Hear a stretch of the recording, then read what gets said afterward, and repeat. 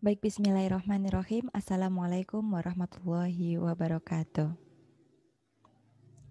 Hari ini kita akan membahas tema kita yakni larangan dalam transaksi syariah. Namun sebelumnya kita harus berdoa bersama-sama agar apa yang akan kita pelajari ini menjadi sesuatu yang bermanfaat dan barokah. Amin ya rabbal alamin. Nawaitu ta'aluma liridhallahi ta'ala wa izalatil jahli wa ihyaiddin. Amin ya rabbal alamin. Baik adik-adik sekalian, jika kita mengenal larangan dalam transaksi syariah, ini ada beberapa ya. Namun pada materi kali ini saya hanya akan berkutat pada 3 poin penting yang saya singkat dengan maghrib. Maghrib di sini bukan salah satu sholat wajib yang setiap hari kita laksanakan ya, tapi maghrib di sini adalah maisir, gharar, dan riba. Secara singkat, kita mengetahui bahwa maisir ini adalah judi. Judi atau taruhan dalam suatu transaksi. Sementara gharar ini artinya adalah adanya ketidakjelasan. Tentu karena ini berkutat tentang larangan dalam transaksi syariah, maka ghararnya pun adanya ketidakjelasan di dalam transaksi tersebut. Dan yang terakhir adalah riba. Riba ini artinya tambahan. Tambahan seperti apa? Tentunya tambahan yang tidak diperkenankan di dalam suatu transaksi syariah. Dari ketiga poin ini, saya akan memperincinya ya, agar adik-adik sekalian bisa memahami lebih detailnya. Yang pertama adalah mengenai maisir. Oke, dari beberapa referensi memang memakai istilah maisir, tetapi jangan kaget kalau kalian menemukan beberapa referensi yang memakai istilah qimar seperti itu. Sebenarnya keduanya ini memiliki persamaan. Bukan bukan memiliki, tapi memang sama keduanya. Hanya saja uh, pemakaian dari istilahnya saja yang berbeda. Kita akan telusuri pertama dari maisir. Maisir ini sendiri merupakan judi pada masa jahiliyah. Yang mana ketika masa itu, orang-orang ketika melakukan permainan judi, permainan taruhan, dan ketika harta mereka habis, mereka sampai mempertaruhkan anak dan istrinya sebagai objek taruhannya, seperti itu. Nah, sementara di sisi lain, kalau mereka menang, mereka bisa mendapatkan imbalan berupa hamba sahaya atau budak dari pihak yang kalah seperti itu. Oleh karena itu kita tahu bahwa di sini sebenarnya konsep maisir ini merupakan sebuah konsep yang sangat-sangat lama seperti itu. Bahkan di masa jahiliyah pun mereka sudah melakukannya seperti itu. Nah, kemudian yang kedua, konsep dari maisir ini seperti tadi sama ya, dia merupakan konsep taruhan untuk menang ataupun kalah. Jadi memang di awal para pemain ini tidak memahami apakah mereka akan menang ataupun kalah. Dan ini memang berbeda ya sama konsep resiko di dalam sebuah usaha seperti itu. Oke, selanjutnya ada qimar. Qimar sama, dia merupakan konsep mukhotar atau murahanah. Nah, yang mana artinya adalah konsep taruhan.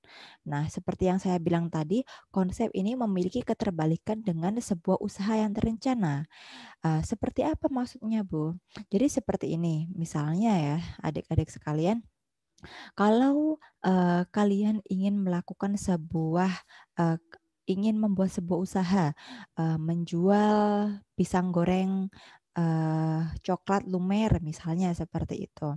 Tentu kita akan berpikir bahwa produk yang kita jual ini nggak akan semuanya laku dan itulah yang menjadikan kita memanage sebuah resiko di dalam usaha kita. Kemudian kita merencanakan bagaimana ketika kita menjual dalam perharinya 10 misalnya, kemudian yang 5-nya tidak laku, bagaimana profitnya itu sudah bisa mengkatrol yang modal awal tidak laku itu. Mungkin kita bisa berpikir seperti itu. Nah, itu adalah rencana-rencana di dalam suatu usaha. Berbeda dengan dalam konsep maisir ataupun qimar, jadi di mana ya sudah langsung saja mengadu nasib entah menang atau kalah seperti itu. Dan rasanya ketika ada di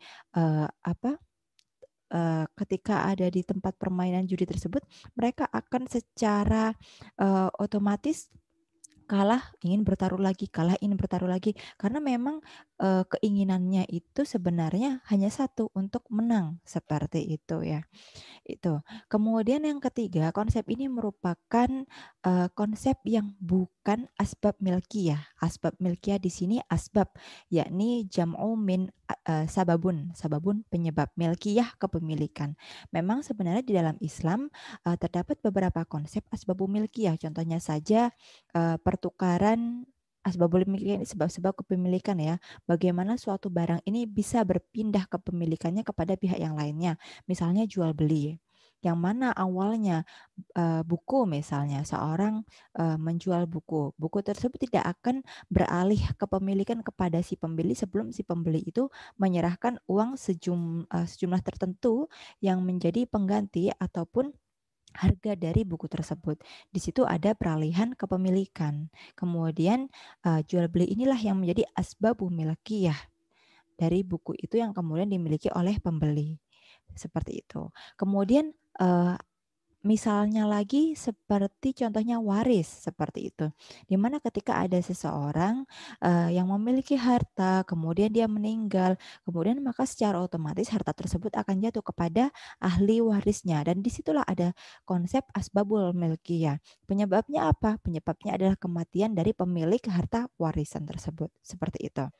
Jadi adik-adik sekalian, kalau kita garis bawahi bahwa maisir ataupun kimar ini merupakan suatu permainan yang mana dia akan menempatkan salah satu pihak menanggung beban pihak dari lainnya atau kita kenal dengan zero sum game seperti itu.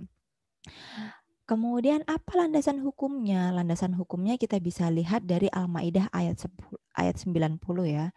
Ya ayyuhalladzina amanu innamal khamru wal Ya ayyuhalladzina amanu innamal khamru wal maisiru wal ansabu wal azlam rijsun min amali syaitan fajtanibuhu la'allakum tuflihun.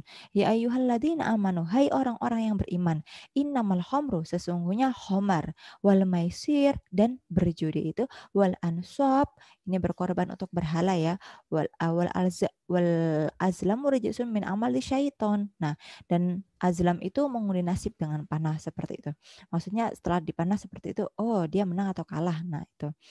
Rijisun min amali syaiton, dia termasuk perbuatan dari syaitan. Fajtanibuhu, maka jauhilah la'alakum tuflihun, agar kamu menjadi orang yang beruntung, mendapatkan keberuntungan seperti itu.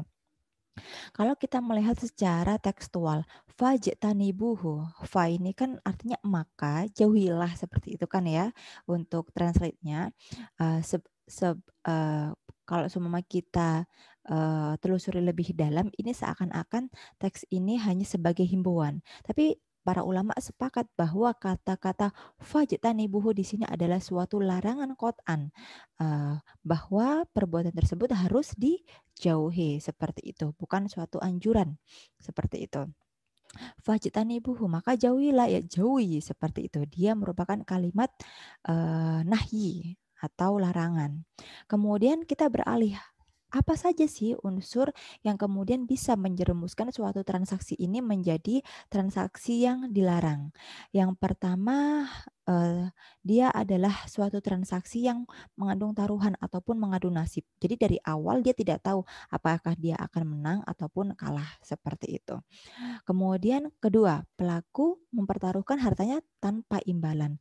Karena memang pada prinsipnya dalam sebuah transaksi itu al-ghunmu bil ghurmi. Kemudian al-kharaj bil doman, seperti itu. Al-kharaj bil doman.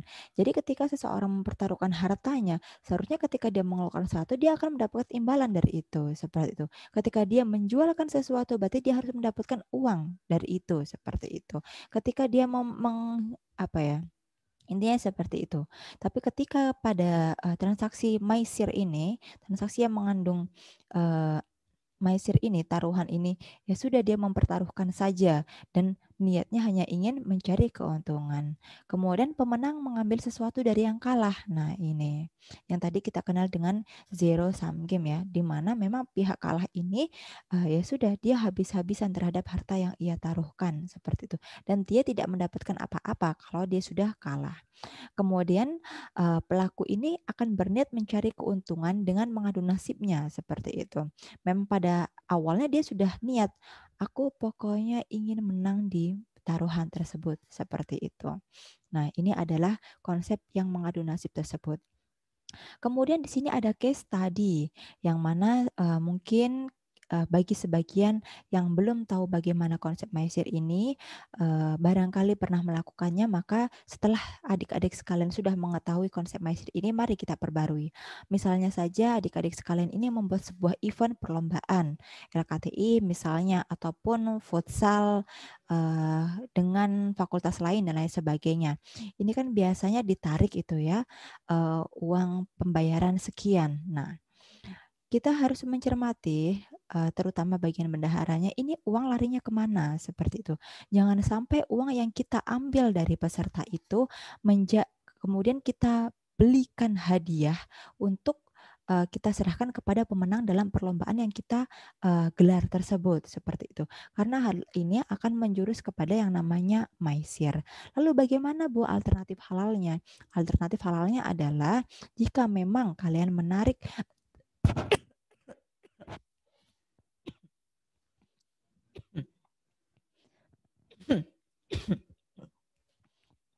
maaf,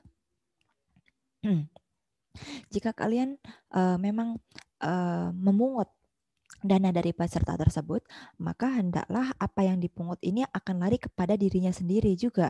Misalnya dana tersebut digunakan untuk membuat apa ya namanya kartu peserta, kemudian konsumsi peserta dan lain sebagainya yang berhubungan dengan operasional yang nanti juga dia akan dapatkan seperti itu.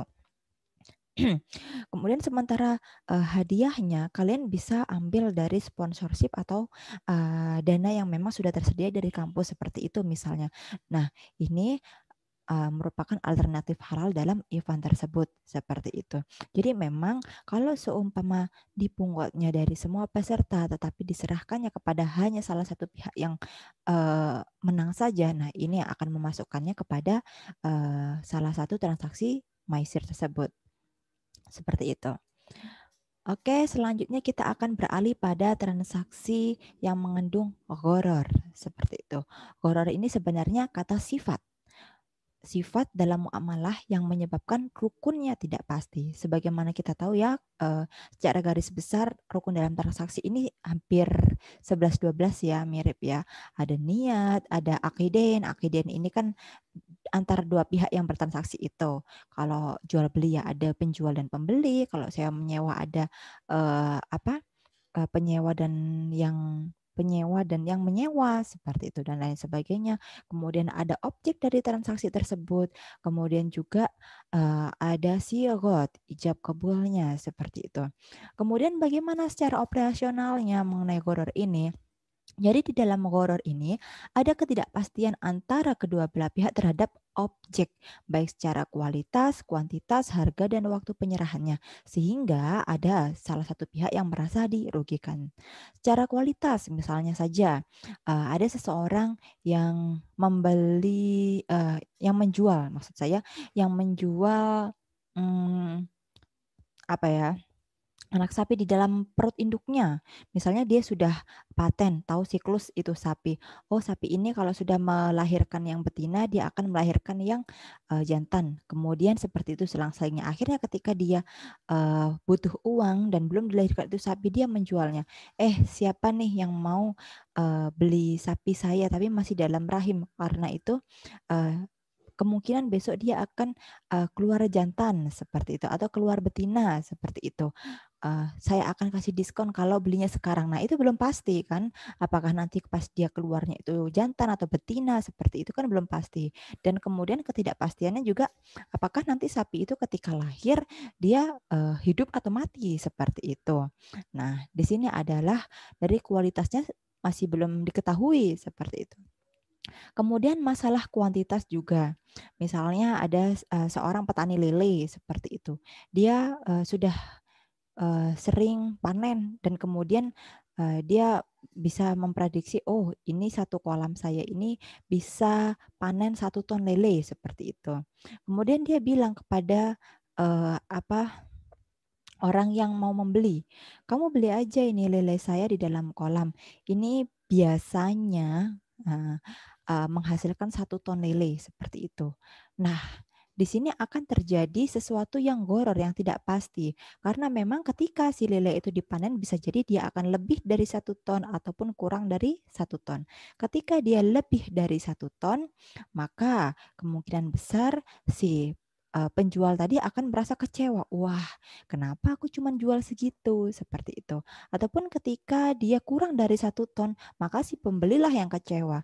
Wah, kenapa aku cuman aku kasih uang segitu, padahal seharusnya segini aja cukup seperti itu. Nah, di sini berarti kan ada unsur ketidakpastian seperti itu.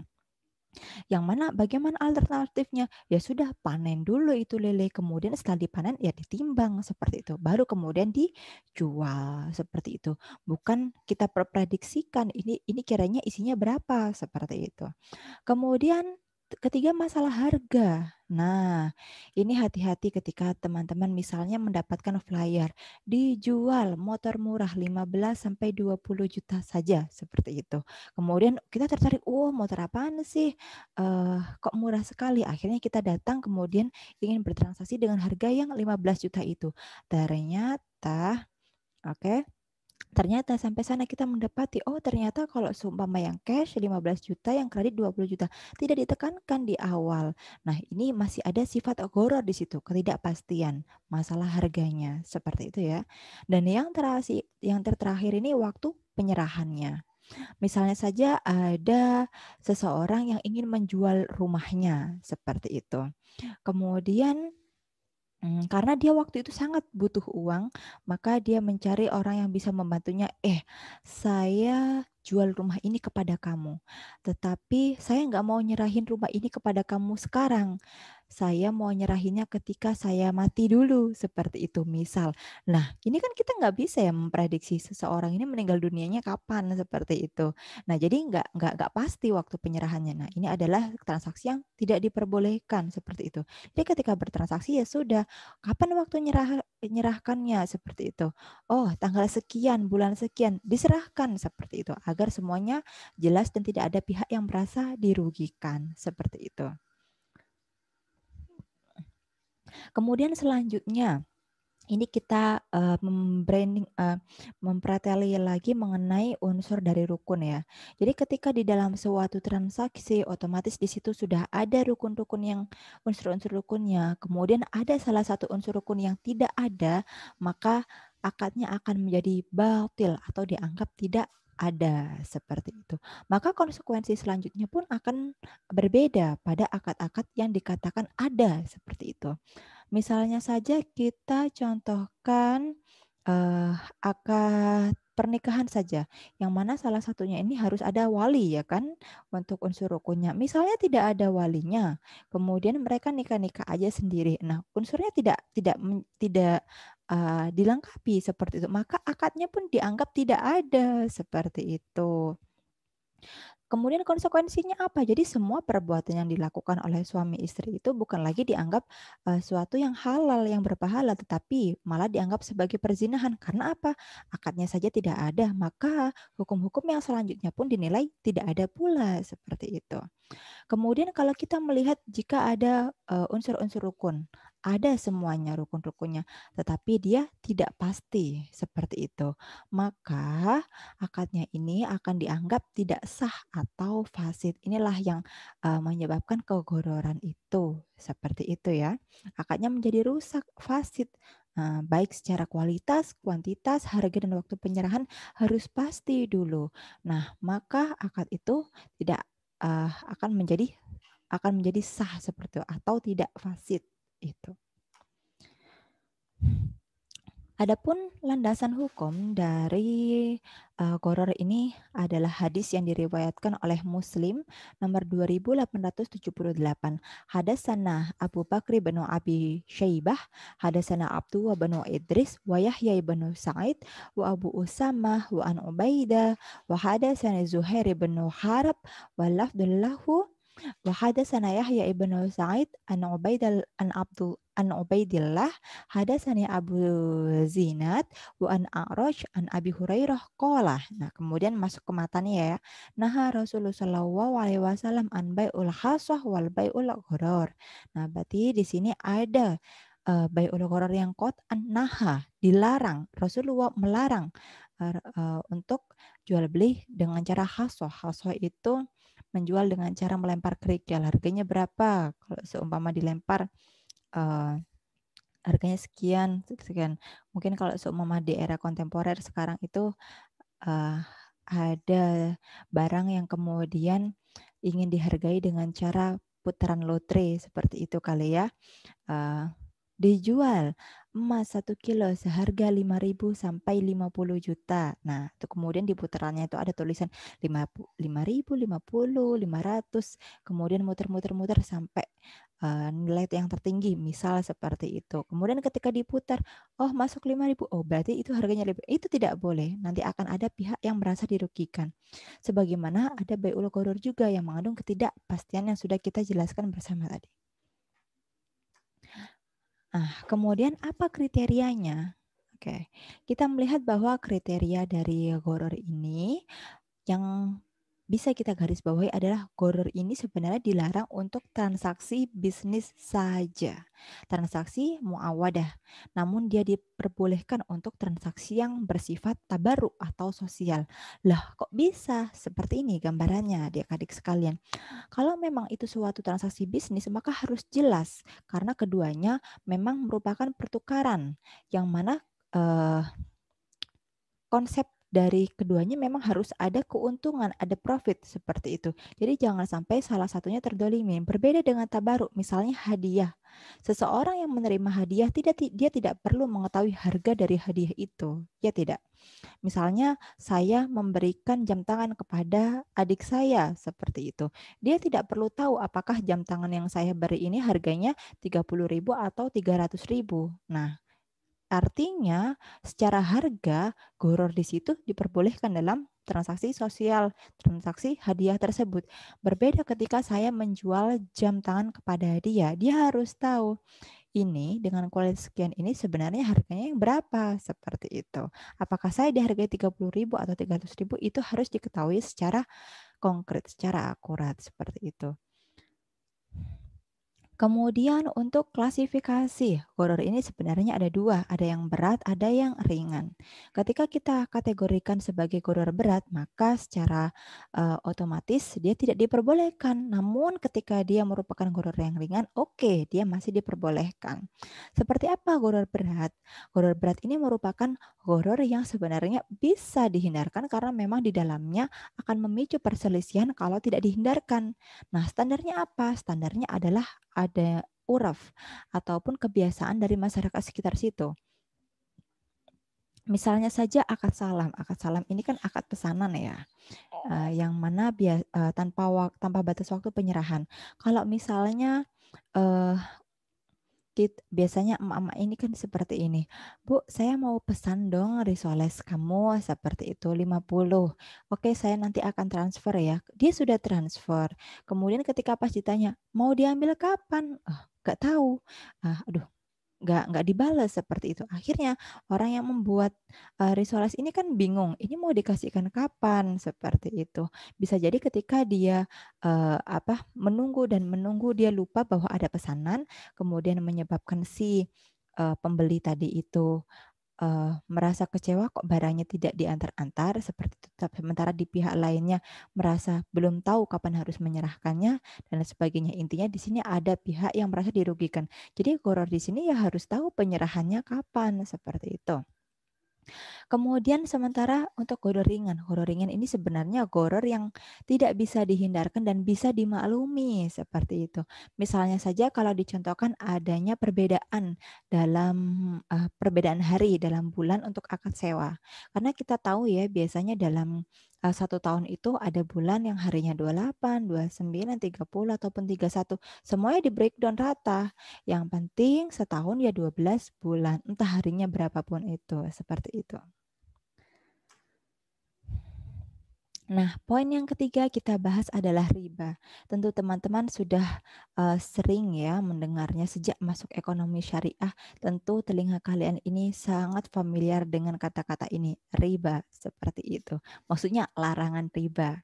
Saya angkat landasan hukum di sini ya ayyuhalladzina amanu taqullaha wa daru ma baqiya minar riba yang kuntum mukminin. Al-Baqarah ayat 278. Hai orang-orang yang beriman, bertakwalah kepada Allah dan tinggalkanlah sisa riba yang belum dipungut jika kamu orang yang beriman. Oke, kalau kita melihat secara garis besar, riba ini terbagi jadi dua, ada korat, ada buyuk. Riba yang asalnya dari untuk transaksi utang piutang dan yang satunya untuk transaksi jual beli. Tapi kalau teman-teman membaca banyak referensi mengenai riba, tentu kalian mungkin akan sedikit bingung dengan banyak-banyak istilah riba di dalamnya. Riba korat, riba buyuk, riba fadl, nasi'ah, soraf, jahiliyah, duyun. Seperti apa itu Bu? Kenapa banyak sekali? Oke, kita akan merinci satu per satu nanti istilah-istilah tentang riba itu, tapi pada dasarnya yang harus kalian garis bawahi dan kalian ingat bahwa pada dasarnya riba ini secara garis besar hanya dibagi menjadi dua, yakni riba qard dan buyuk, riba untuk jual beli dan riba dalam transaksi utang piutang. Yang pertama kita bahas mengenai riba qard. Oke, riba korat ini biasanya dijuluki dengan riba nasi'ah, riba duyun, atau riba jahiliyah. Jadi kalau seumpama adik-adik sekalian dengar istilah ini, nasi'ah, duyun, jahiliyah, oh kita bisa mikir, oh ini ada riba korat di dalamnya. Tapi sebelumnya kita harus mengetahui lebih detail, kenapa dinamakan nasi'ah? Nah, ini yang pertama. Nasiah ini kalau ada pertukaran barang ribawi plus tambahan. Barang ribawi itu misalnya alat tukar, seperti itu, uang, emas, perak. Misalnya saja kalau seumpama dalam contoh konvensionalnya adalah pembayaran bunga pinjaman. Seorang nasabah meminjam kepada perbankan, seperti itu. Kemudian oleh perbankan dia dikasih pinjaman. Senilai apa yang diinginkan plus bunga tambahan yang kemudian dibayarkan, yang harus ia bayarkan. Kemudian di breakdown lah tersebut menjadi bulan-bulan sampai jatuh temponya dia seperti itu. Itu tidak diperkenankan karena memang di awal dia sudah dibebani sesuatu yang sebenarnya itu qard utang piutang asasnya adalah tabaru atau transaksi sosial tetapi beserta tambahan seperti itu. Itu yang tidak diperkenankan. Oke. Berbeda halnya ketika eh, ada suatu transaksi syariah, oke ini koratnya.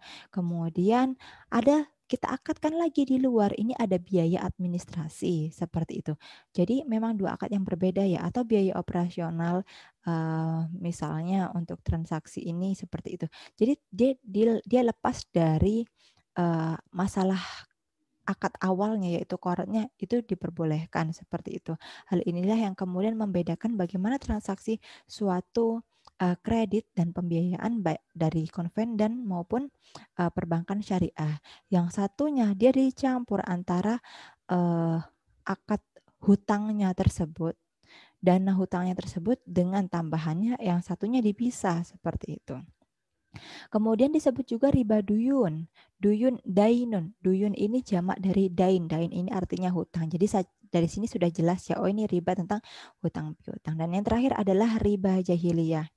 Dikatakan riba korat ini sebagai riba jahiliyah memang karena pada secara historikalnya, latar belakang historisnya pada zaman jahiliyah itu ketika seseorang memiliki hutang kepada orang yang lain, kemudian jatuh tempo, dia tidak bisa membayarnya, maka di kemudian hari dia akan dikenakan tambahan pembayaran karena dia sudah melewati batas waktu pembayarannya seperti itu. Oke, jadi dari sini kita bisa melihat beberapa poin penting dari riba korot. Yang pertama, dia merupakan transaksi utang piutang. Terjadi karena transaksi utang piutang. Kemudian yang kedua, adanya pertukaran kewajiban menanggung beban karena berjalannya waktu. Seperti yang tadi saya jelaskan mengenai riba nasiah kan. Oke, sebenarnya tidak ada sesuatu yang berubah, tetapi karena berjalannya waktu dan merasa, wah, uang 10 juta hari ini dengan 10 juta 10 tahun yang akan datang pasti akan berbeda. Nah, makanya harus kita tambahkan bunga di dalamnya. Nah, ini pembebanan berjalannya waktu ini yang maksud saya adalah pertukaran kewajiban untuk menanggung beban itu. Kemudian yang ketiga, unsur ketiga adalah tidak ada perpindahan kepemilikan sama dengan tidak ada tambahan. Oke.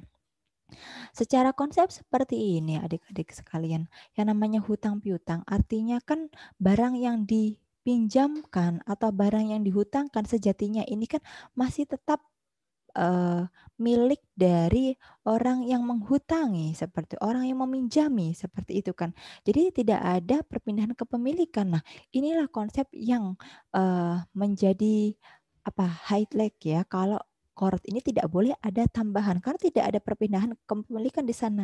Berbeda halnya dengan akad jual beli, ada perpindahan kepemilikan dari barang tersebut dari si penjual ke pembeli, maka boleh ada margin di dalamnya seperti itu. Oleh karena itu memang sangat wajar kalau riba korot ini dalil-dalilnya ini banyak yang disandingkan dengan al-bai. Contohnya saja pada Al-Baqarah ayat 275 ini, wa ahallallahu al-bai'a wa harramar riba, seperti itu. Kemudian apa makosidnya? Nah, ini makosidnya. Makosid ini tujuannya. Yang pertama, makosidnya adalah menjadikan uang ini sebagai alat tukar fungsinya dan bukan komoditas seperti itu. Ya sudah, yang namanya uang ini tidak menghasilkan uang lagi, tetapi ketika suatu barang dipertukarkan bisa menghasilkan uang ataupun jasa bisa menghasilkan uang, tapi bukan uang untuk menghasilkan uang seperti itu. Kemudian tujuan yang kedua, al-ghunmu bil ghurmi wal haraj bil doman. Ketika ada keuntungan, maka dia harus timbul bersamaan dengan resiko dan ketika ada suatu usaha, maka dia pun harus dibarengi dengan suatu biaya seperti itu. Itulah yang wajar di dalam suatu transaksi. Kemudian saya kutip satu hadis yang memang kalau kita pelajari lebih detail, hadis ini memang doif ya, tapi ulama sepakat dan sering sekali dikutip dalam kitab-kitab riba ya, buku-buku riba tentang hadis ini yaitu kullu qardin jaral manfaat fahuwa riba. Sesuatu peminjaman yang mana dia disertai dengan pengambilan manfaat atasnya dan itu disebut dengan riba. Dan yang terakhir maksudnya adalah mencegah kezaliman agar tidak ada beberapa pihak yang merasa dirugikan dan mencegah kedoliman yang terjadi seperti itu. Kemudian di sini ada study case ya. Oke, sebenarnya kapan sih kita boleh memberikan sesuatu kepada orang yang sudah berjasa kepada kita, meminjami kita di masa sulit, misalnya seperti itu.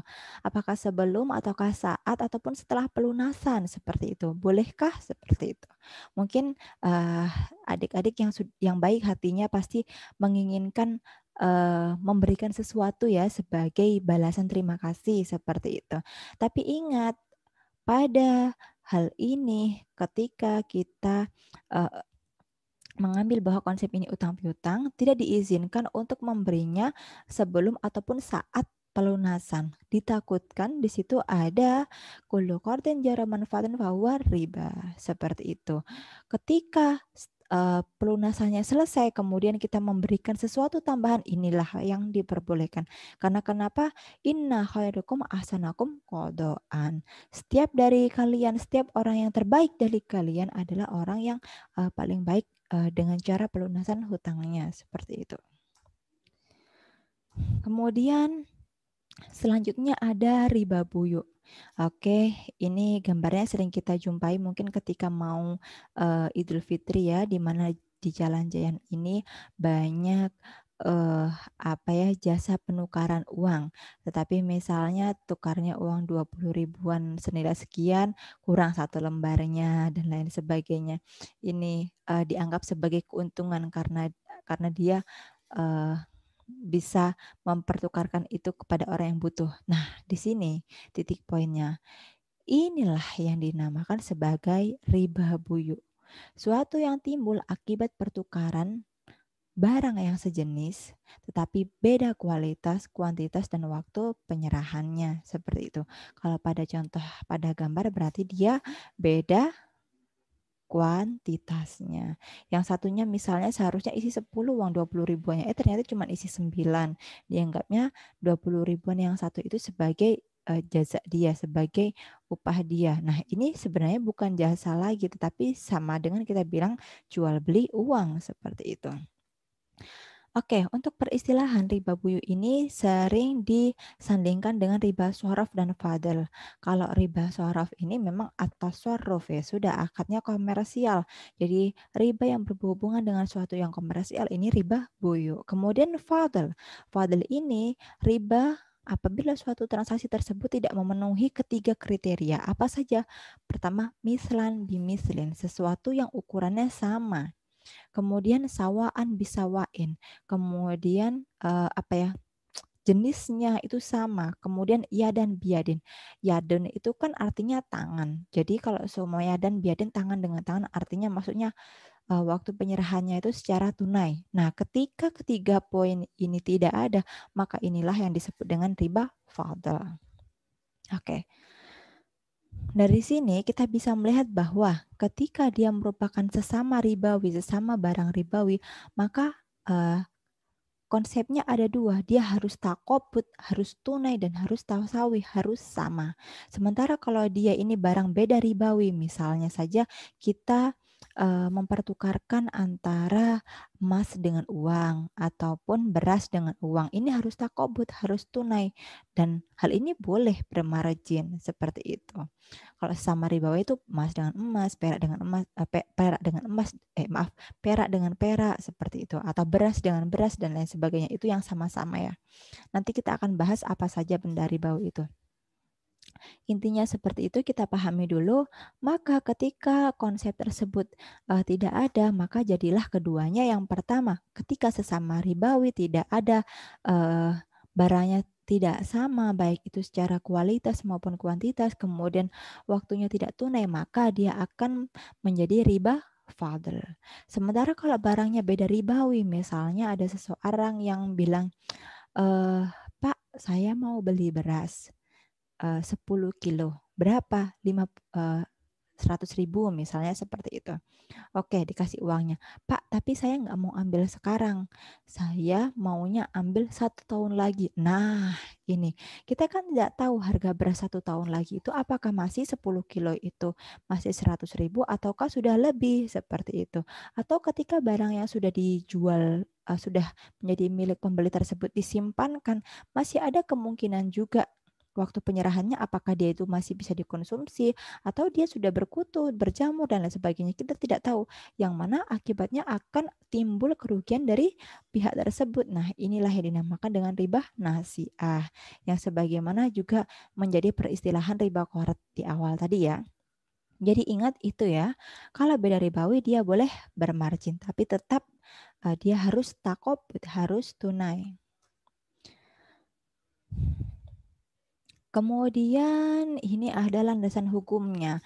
Hadasana Abu Bakri bin Abi Syaibah wa Amru An-Naqid wa Ishaq bin Ibrahim wa lafdu li ibni Abi Syaibah qala Ishaq ahbarana wa qala akharani hadasana Waqi hadasana Sufyan an Khalid Al-Khudda an Abi Qilabah an Abi Ash'ath an Ubadah ibnu Samit qala Rasulullah sallallahu alaihi wasallam adzahabu bil dhahabi wal fiddatu bil fiddati wal buru bil buri wa sa'iri bis syair wat tamru bit tamri wal milhu bil milhi mislan bi mislin sawaan bi sawain ya dan biadin fa idah talifat hadis asnaf fa fabi'uhu kaifa syi'ta idza kana ya dan biadin.